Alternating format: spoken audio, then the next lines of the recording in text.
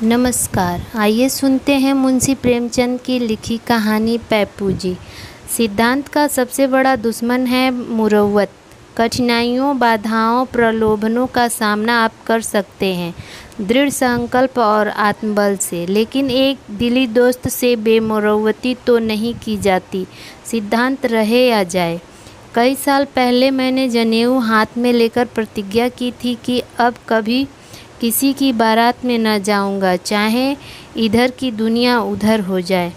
ऐसी विकट प्रतिज्ञा करने की ज़रूरत क्यों पड़ी, इसकी कथा लंबी है और आज भी उसे याद करके मेरी प्रतिज्ञा को जीवन मिल जाता है। बारात थी कायस्थों की।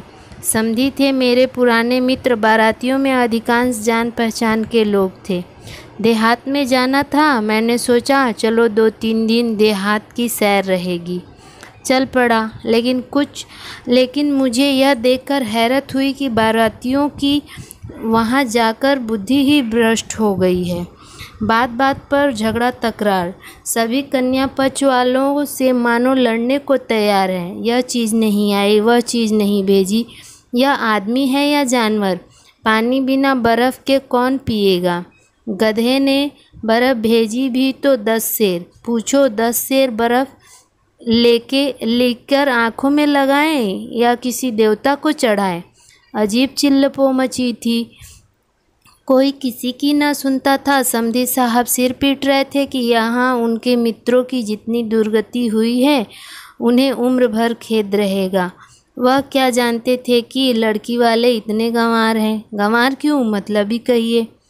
कहने को शिक्षित हैं, सभ्य हैं, भद्र हैं, धन भी है, भगवान की दया से कम नहीं, मगर दिल के इतने छोटे। 10 सेर बर्फ़ भेजते हैं, सिगरेट की एक डिबिया भी नहीं। फंस गया और क्या। मैंने उनसे बिना सहानुभूति दिखाए कहा, सिगरेट नहीं भेजी तो कौन सा बड़ा अनर्थ हो गया। खमीरा तंबाकू तो 10 सेर भेज दिया है। पीते क्यों नहीं घोल घोल कर। मेरे समधी मित्र ने विस्मय भरी आंखों से मुझे मानो उन्हें कानों पर विश्वास न हो। ऐसी अनीति बोल, आप भी अजीब आदमी हैं। खमीरा यहाँ कौन पीता है? मुद्दत हुई लोगों ने गुड़गुड़िया और सर्फियाँ गुदड़ी बाज़ार में बेच डाली हैं। थोड़े से दकियानूसी अब भी हुक्का गुड़गुड़ाते हैं, लेकिन बहुत कम।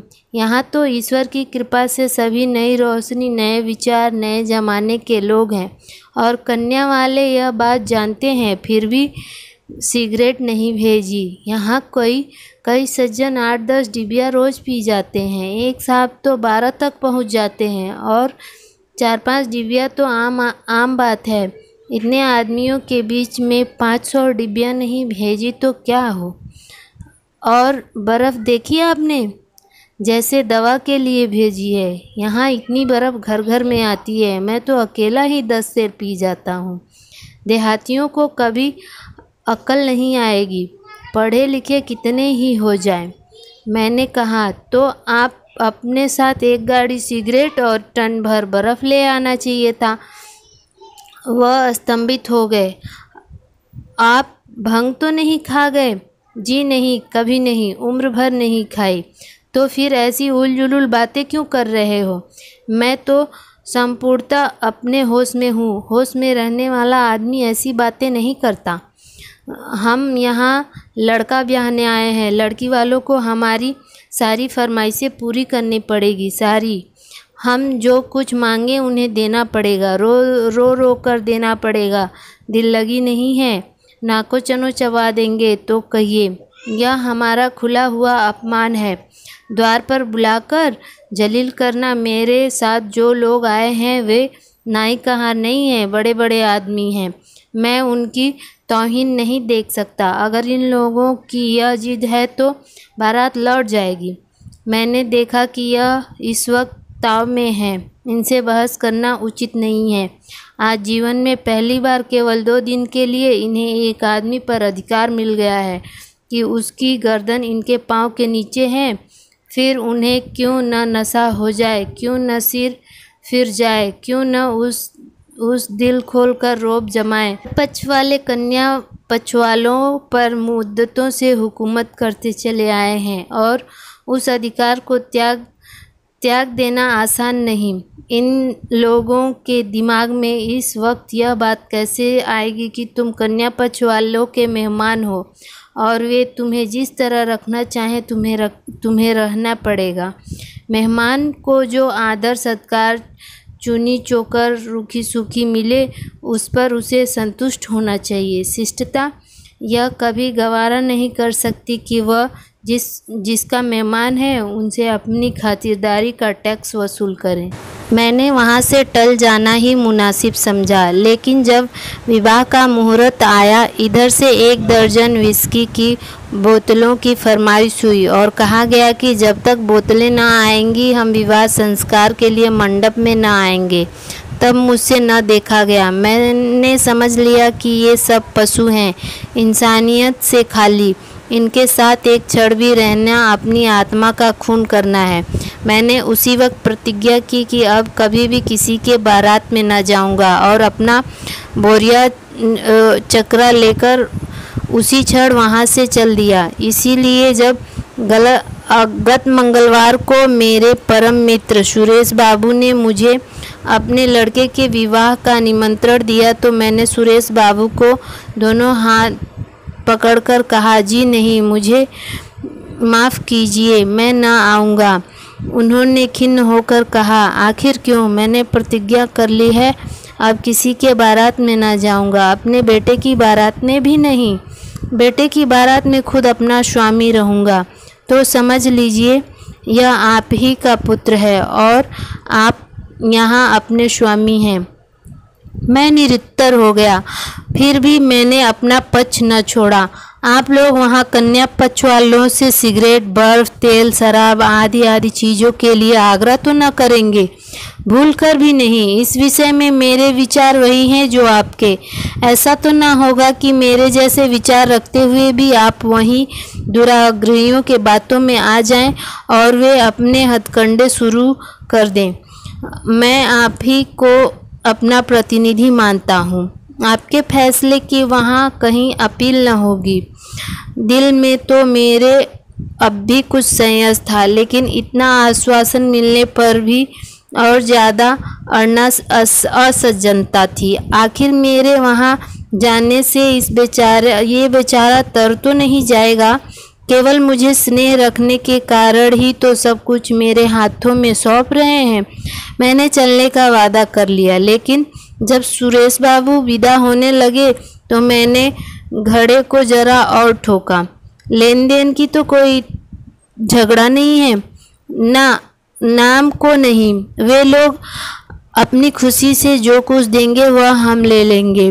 मांगने न मांगने का अधिकार तो आपको रहेगा। अच्छी बात है, मैं चलूँगा। शुक्रवार को बारात चली।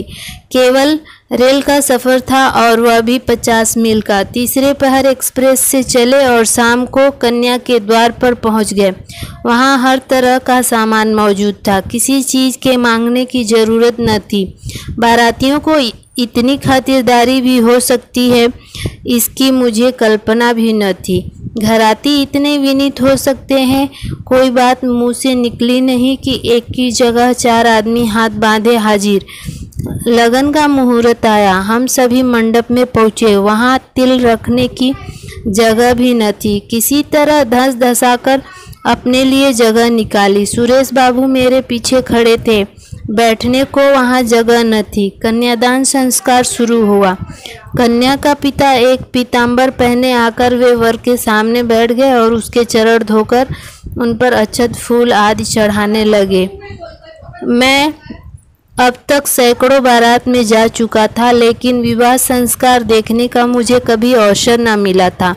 इस समय वर के सगे संबंधी ही जाते हैं। अन्य बाराती जनवासे में पड़े सोते हैं या नाच गाना देखते हैं या ग्रामोफोन के रिकॉर्ड सुनते हैं, और कुछ न हुआ तो कई टोलियों में ताश खेलते हैं।